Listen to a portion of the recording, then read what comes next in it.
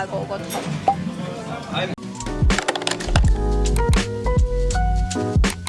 而家嚟到我哋東京之旅嘅 Day 2，我哋朝早嚟咗池袋 Parco 嘅和行食炸豬扒，咁佢而家就係開咗喺 Chikawa 拉麵嘅對面。我哋就嗌咗一份就係鹿兒島黑毛豬，另一個就嗌咗佢寫住年糕嘅豬扒。嚟到呢，佢有得俾你揀個飯係大定係細。我哋食完呢個早餐呢，就出發去 Sunshine City 嘅 Chikawa Park。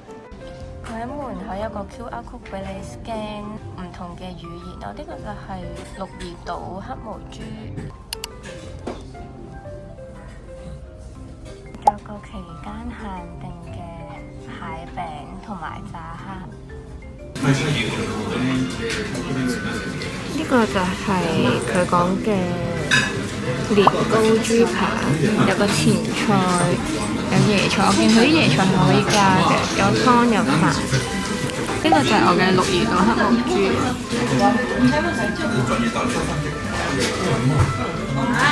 呢度嘅麵豉湯仲有好多細細粒嘅蜆咯，超足料。呢個仲有個柚子汁係可以點喺椰菜度嘅，仲有呢個鹽可以點豬扒食。佢個粉呢都唔係好厚咯。佢炸豬扒嘅肥膏呢好好食咯，好腍。無論係口感定係個味道呢都唔同咯。每款豬食親炸豬扒同炸牛扒就好中意加佢啲椰菜，就係任加咯。個 staff 會拎住嗰啲成籮椰菜出嚟，跟住夾俾佢哋。之後仲經過咗Chikawa餐廳，但係我哋冇 book 位，喺門口見到啲嘢食都好得意。如果大家有興趣嘅話，記得要預先 book 位。呢個係Chikawa Park嘅出口，大家要跟住指示喺商場入邊入去。排緊隊入去嗰陣時，見到飛鼠同埋黐仔，不過到我影相嗰陣，黐仔就休息嘞。入到去可以揀自己中意嘅頭套或者頭箍，呢度係一人限買一個頭箍或者頭套。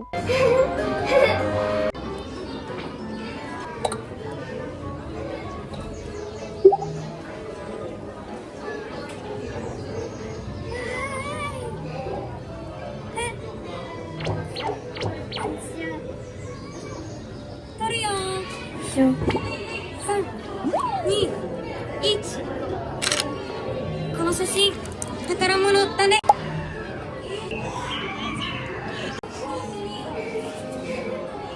佢連廁所嘅設計都超得意，呢度就係黐仔喺門口等緊小白。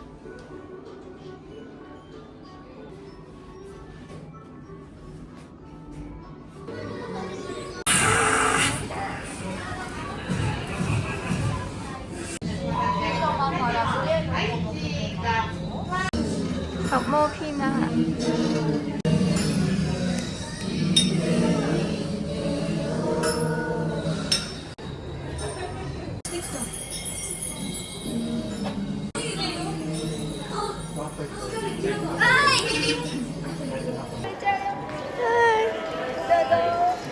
お写真のお手伝いはいかがですか？お写真のお手伝いはいかがですか？Lagi mana kali tu yang tadi apa?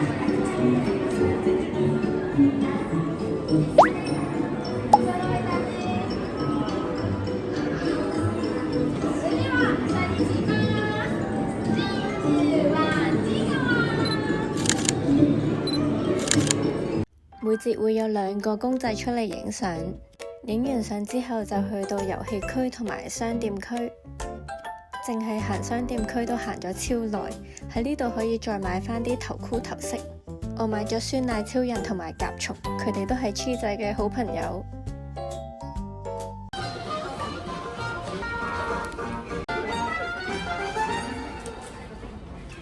女の子に幸子ちゃんって言います。之後去咗上野公園影銀杏。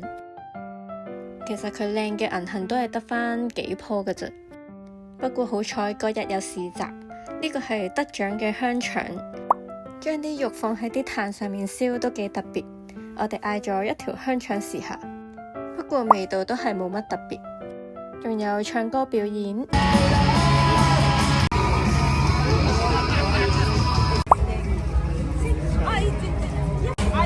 天氣太凍嘅關係，買咗杯熱嘅梅酒，700 yen。個梅酒仲有粒梅出嘅。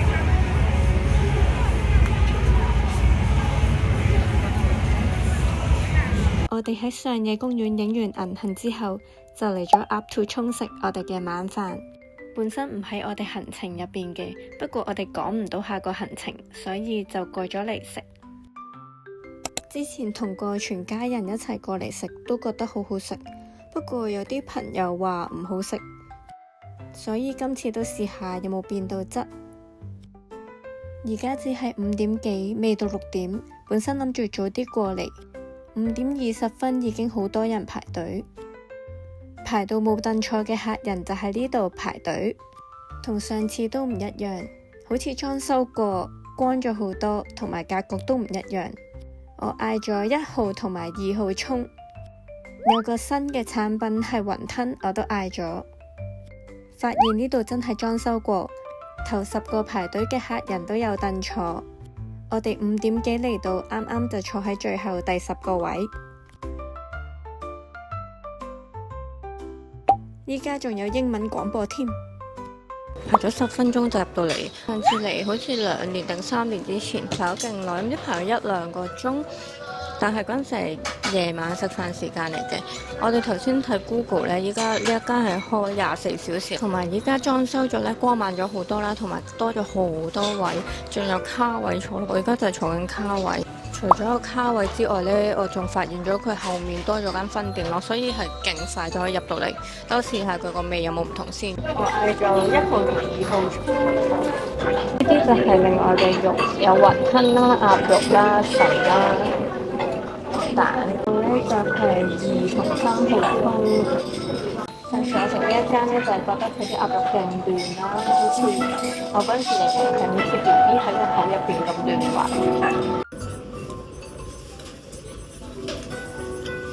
不過湯底比上次係油咗咯，好似成湯都油咁鴨肉。試下佢係咪仲係咁嫩啦，好似 BB 咁先。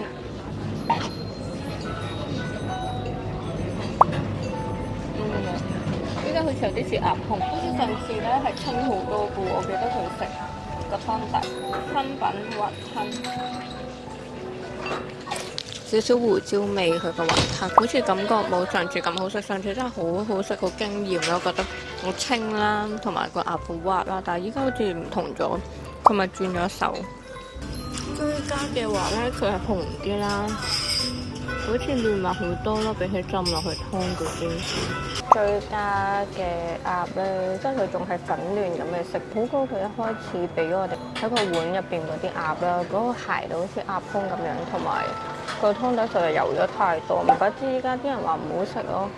可能佢係轉咗手，或者裝修完之後就變到咁，即係水準下降咗，我就覺得麻麻地。反而我覺得好似我哋琴日食亂入嗰間拉麵喺池袋嘅，仲好食過呢間。呢個自己追加嘅鴨咧，放落個湯度咧就滑好多，真係似翻一開始個幾年前食過嘅水準。12月頭都仲有好多銀杏嘅地方，就係秋葉原，兩邊都仲係勁多。上次嚟東京見佢唔到，今次終於見到佢啦。不過聽講係好難食。呢個新出嘅就係黐仔除草，原來啲草係可以食㗎。風絲寶寶紫薯味嘅冬甩。呢啲都係新嘅包。頭先喺上野食咗拉麵之後呢，就去咗秋葉原嗰度行咗一陣街啦。今朝本身去咗 Pokemon Center 度幫我個同事買 Pokemon 卡，佢本身叮囑我有幾多買幾多，但係佢其實都得翻2款，一款係舊嘅，一款係新。新嗰款每人係買10包。頭先喺秋葉原見到明明係同款嘅卡，但係係貴4倍咯。Pokemon Center 正價呢係180 yen， 但係喺秋葉原嗰度就要788 yen， 但係其實佢 Pokemon Center 未賣晒，同埋可以好快可以買到咯。去完秋葉原之後，我哋就行翻嚟上野，喺房街度食燒肉，排咗大約半個鐘到。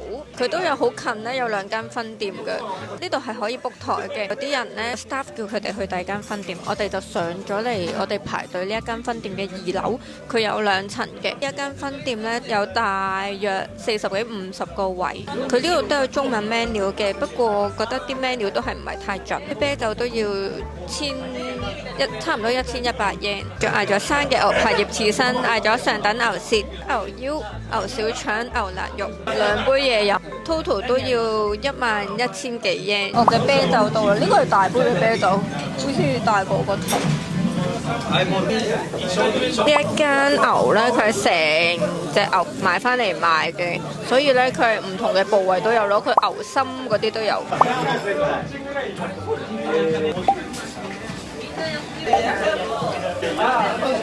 燒緊嘅呢個係牛肋肉，呢個係牛肋肉，好腍啊！不過佢好肥咯，勁多油脂。但係死啦！我嗌另一款呢，牛腰好似都係好肥。而家咧唔係追求啲好入口即用好肥嗰種嘅牛咯，依家係中意食啲牛味重啲嘅肉。呢個就係我嘅牛柏葉刺身，牛柏葉攞嚟送啤酒超正，燒牛舌。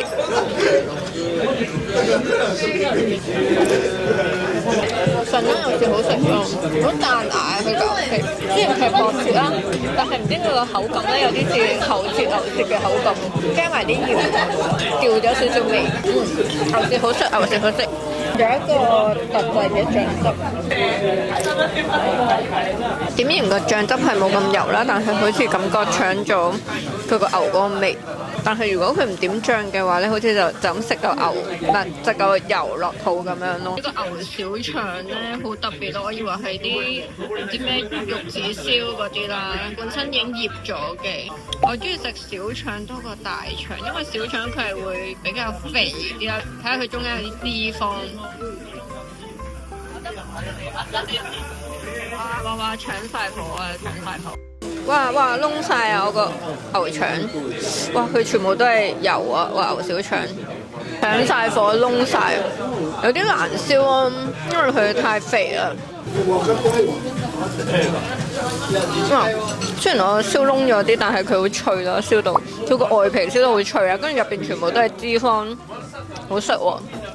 唔知有冇朋友都中意食內臟咧，可以試呢一間，因為佢好多唔同嘅內臟。我啱啱睇到我哋嘅單咧，呢度仲有個強制性嘅菜咯，440 yen 一個人，係佢呢個強制性嘅菜。其實佢係清爽嘅。即係食咁多肥嘅牛嘅話，食呢個都 OK。